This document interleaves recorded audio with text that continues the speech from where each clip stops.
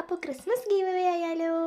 സത്യം പറഞ്ഞാൽ ഷോപ്പിൽ പോകുന്നതിന് മുമ്പ് നല്ല കൺഫ്യൂഷനായിരുന്നു എന്ത് വാങ്ങുന്നു. ബട്ട് ആ ഒരു ഷോപ്പിൽ പോയിട്ട് അവിടുത്തെ ക്യൂ ലൈറ്റ്സ് ഒക്കെ കണ്ടപ്പോൾ അതിലേക്ക് തന്നെ എന്നെ കണ്ടുപോയി.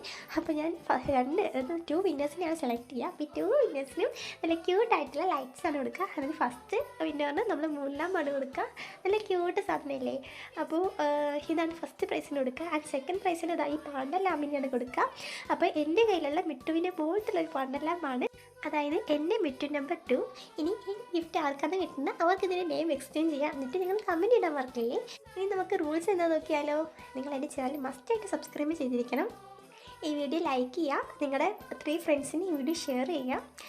ആൻഡ് മാക്സിമം കമൻറ്റ് ചെയ്യുക. നമ്മൾ കമൻറ്റ് പിക്കർ വഴി ഡിസംബർ 25-നായിരിക്കും വിന്നറിനെ സെലക്ട് ചെയ്യുന്നത്. അതുപോലെ നമ്മുടെ 500 സബ്സ്ക്രൈബ്സിൻ്റെ ഗീവ് റിസൾട്ട് ഇന്ന് രാത്രി 8 മണിക്ക് വരുന്നതായിരിക്കും. അപ്പോൾ എല്ലാവരും കാണുക. ബൈ.